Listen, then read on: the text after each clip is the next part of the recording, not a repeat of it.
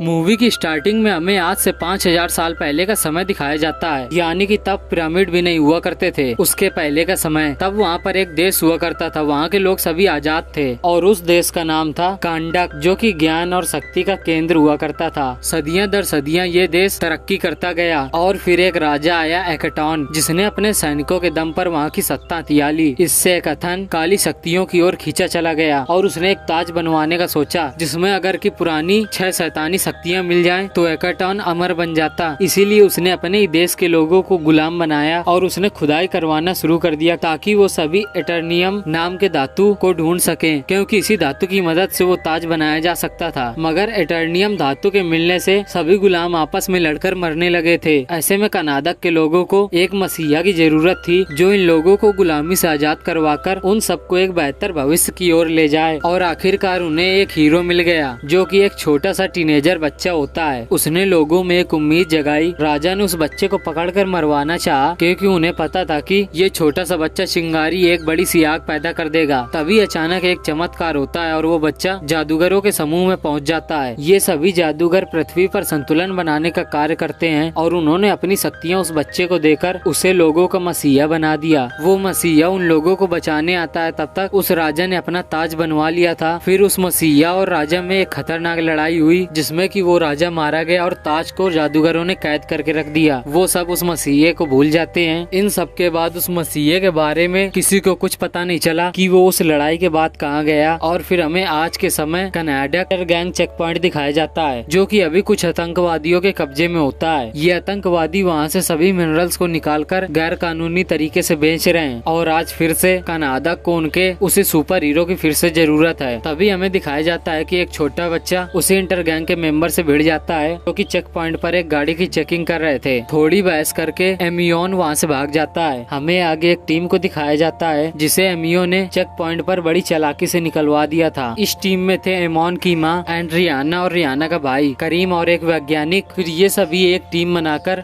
उस ताज को वहाँ पर ढूंढने जाते हैं। तभी हमें बताया जाता है कि रियाना को कुछ पुराने दस्तावेजों से ये पता चला था कि वो ताज यहीं पर है। अब वो सभी अंदर जाकर उस ताज को ढूंढने लगते हैं और वो ताज उन्हें मिल भी जाता है, लेकिन इंटर गैंग के सैनिक वहाँ पर पहुंचकर उनको गन पॉइंट पर ले लेते हैं। मगर तब तक रियाना ने वो ताज हासिल कर लिया था, पर उसे अपने दोस्तों की जान बचाने के लिए वो ताज उनको देना पड़ता है। तभी रियाना को जमीन पर लिखा एक मंत्र दिखता है, सजाम। तभी वो उसे पढ़ देती है। फिर उन सबके सामने आते हैं हमारे प्यारे रॉक भैया यानी ब्लैक एडम। इंटर गैंग के सभी सैनिक उसको सरेंडर करने को बोलते हैं। फिर वो उसके ऊपर फायरिंग करने लगते हैं, मगर ब्लैक एडम एक सैनिक को पकड़कर जिंदा जला देता है। ये देखकर सभी सैनिक और तेजी से उसके ऊपर गोलियां चलाने लगते हैं, पर उनकी गोलियां ब्लैक एडम को कुछ असर नहीं करती। एक एक करके ब्लैक एडम उन सबको जान से मार देता है। अब देखते ही देखते वहाँ पर इंटर गैंग की पूरी सेना आ गई थी, जो कि ब्लैक एडम पर बिना किसी चेतावनी के हमला कर देती है। मगर इससे ब्लैक एडम का एक भी बाल बांका नहीं होता, क्योंकि वो पहले से ही टकला है। फिर ब्लैक एडम एक जोरदार ताली बजाकर स्लो मोशन में उन सबको एक ही झटके में निपटा देता है। इन्हीं सबके बीच रियाना अपने दोस्तों के साथ वो ताज लेकर वहाँ से भाग गई थी। तभी इंटर गैंग का एक सैनिक ब्लैक एडम के ऊपर न्यूक्लियर से बनी एक गन से हमला कर देता है, जिससे ब्लैक एडम को चोट आ जाती है और वो बेहोश हो जाता है। मगर बेहोश होने से पहले उसने उस सैनिक की जान ले ली थी। अब रियाना और करीम दोनों ब्लैक एडम को अपने घर लेकर आ जाते हैं और फिर जब ब्लैक एडम को होश आता है तो वो गुस्से में सबसे पहले सुपरमैन का फेस जला देता है। तभी वहाँ पर एमोन भी आ जाता है, जो कि उसे बताता है कि अब वो 5000 साल बाद इस दुनिया में लौटा है और ये दुनिया पहले से बहुत ज्यादा बदल गई है। अब दुनिया में कई रखवाले हैं। एमोन सभी डीसी के सारे सुपर हीरोज के नाम लेने लगता है, मगर वो सभी सुपर हीरो ना ही कनाडक को बचा पा रहे थे ना ही डीसी को। पर अब ब्लैक एडम वहाँ से जाने लगता है, क्योंकि उसके इस दुनिया में कोई नहीं है। तभी एमोन उसे याद दिलाता है कि आज से 5000 साल पहले उसने कनाडक को आजाद कराने के लिए एक जंग लड़ी थी और आज फिर से वही स्थिति आ गई है, जिसकी वजह से यहाँ के लोग आजादी चाहते हैं। पर ब्लैक एडम उनकी बातें नहीं सुनता। अब ब्लैक एडम उड़ता हुआ शहरों में घूमने लगता है। शहर के लोग ब्लैक एडम को देखकर काफी हैरान थे और दूसरी तरफ जस्टिस सोसाइटी की चीफ एमेंडा वॉलर हॉकमैन को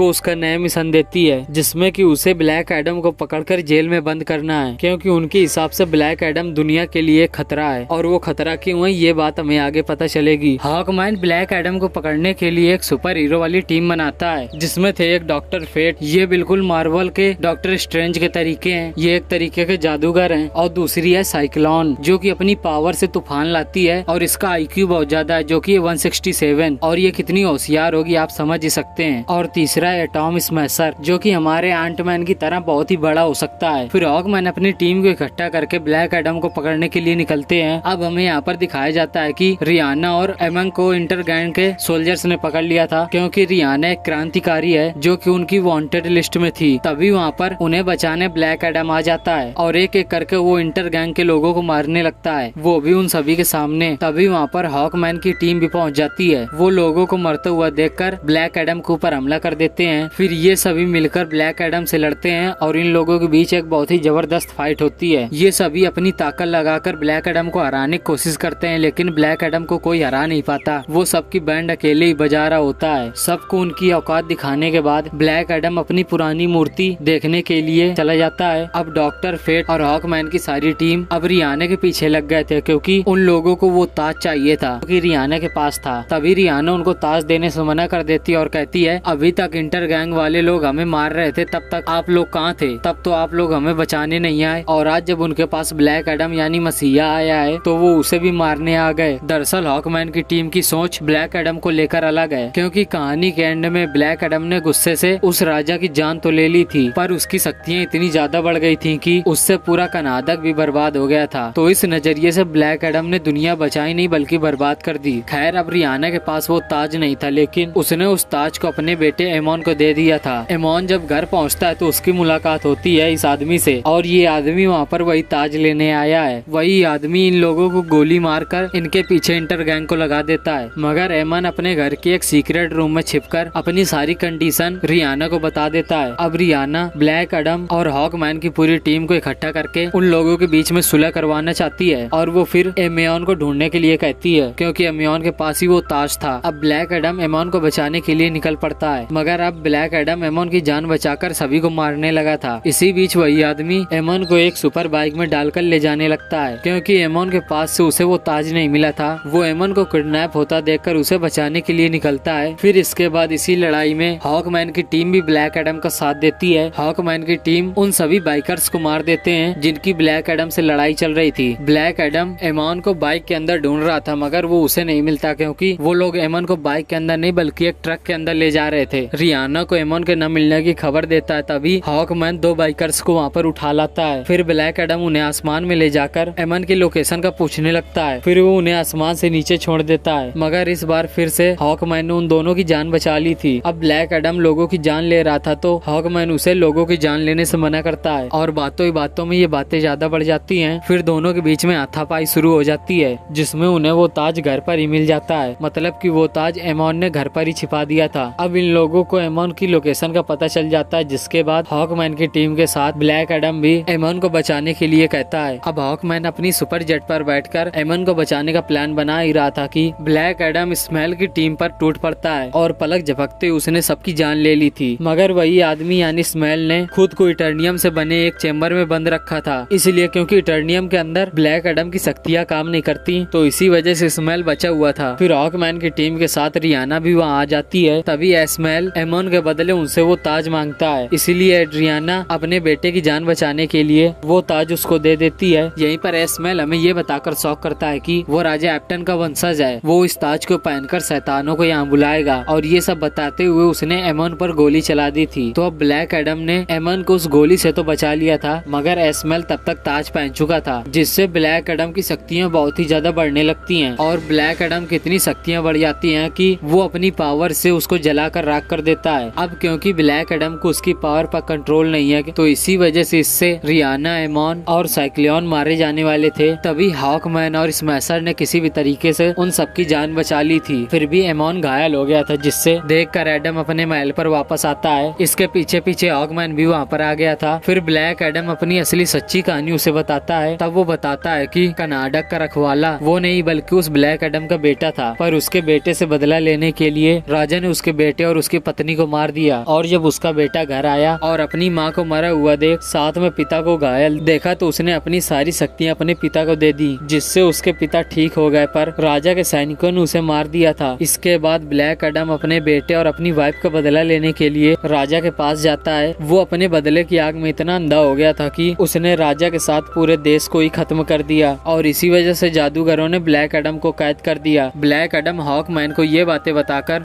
हजम बोलता है वो फिर से एक नॉर्मल इंसान बन जाता है ताकि हॉकमैन उसे जेल में पकड़कर बंद कर दे, क्योंकि अब ब्लैक एडम को भी लगने लगा था कि वो दुनिया के लिए एक खतरा है। अब ब्लैक एडम को एक खुफिया चेम्बर में डाल दिया जाता है और उसका मुंह बंद करके इस तरह डाला जाता है ताकि वो कभी सजा न बोल सके। इन्हीं सब के बीच हमें एमियोन दिखाया जाता है और रियाना और साइक्लोन उस ताज का परीक्षण कर रही थी। वो उस ताज पर लिखे मुहावरे को सुलझाती हैं, जिससे इसमें लिखा हुआ था कि मौत ही जीवन की चाबी है, यानी एस्मेल जानबूझकर मरा ताकि वो वापस लौट सके, और होता भी कुछ ऐसा ही है। इसका नाम लेते ही एस्मेल एक बड़े से डीमन में बदल जाता है। फिर वो वहाँ पर तबाही मचाने कनाडा का आता है और फिर वो अपने पूरे जोश के साथ अपनी पूरी टीम को लेकर एस्मेल से लड़ने जाता है। और डॉक्टर फेट की जादूगरी इस पर काम नहीं करती और उन्हें कोई रास्ता नहीं दिखता। तभी वो ब्लैक एडम को नींद से जगा देते हैं। अब ब्लैक एडम सभी लोगों को मारकर वहाँ से निकल जाता है। इधर एस्मेल सभी लोगों को बहुत बुरी तरीके से मार रहा होता है, जिसमें से कि उसने सबसे पहले डॉक्टर फेट को मारा था और धीरे धीरे करके बाकी के बचे लोगों को भी मारा। और इन सबके बीच में एस्मेल ने जहन्नुम का रास्ता भी खोल दिया था, जिससे शहर में मरे हुए मुर्दा जिंदा होकर घूमने लगे थे। मगर एमियोन ने अपने शहर के लोगों को मोटिवेट किया और वो सभी मिलकर मुर्दों से लड़ रहे थे। उन सभी लोगों के ऊपर एडम की बड़ी सी मूर्ति गिरा देता है और समय रहते वहाँ पर ब्लैक एडम आ जाता है और उस मूर्ति को लेकर एटम स्मैशर को दे देता है। फिर वो खुद एस्मेल से भिड़ने जाता है। इन लोगों के बीच में कांटे की टक्कर होती है और इसी के बीच में हॉकमैन आता है और वो एस्मेल को मार देता है। असल में ये हॉकमैन का एक छलावा था जो इसने अपने दोस्त डॉक्टर फेट के हेलमेट से किया था। हॉकमैन एस्मेल को पकड़ता है और ब्लैक एडम एस्मेल के 2 टुकड़े कर देता है। ब्लैक एडम ने एस्मेल को बीचों बीच से फाड़ दिया था। एस्मेल के मरते ही सारे मुर्दे भी गायब हो गए थे और एंड में हॉकमैन की टीम ब्लैक एडम को कैद नहीं करते, क्योंकि वो जान चुके थे कि ब्लैक एडम कनाडा के लोगों की उम्मीद है और वो किसी से उनकी उम्मीद नहीं छीन सकते। अब ब्लैक एडम भी खुद के मकसद को जान चुका था कि उसे अपने लोगों को आजाद करवाना है। तो सबसे पहले वो महल में बना सिंहासन तोड़ता है, क्योंकि उसे वहाँ का राजा बनकर नहीं रहना था, बल्कि वो लोगों के बीच आम बनकर रहना चाहता था।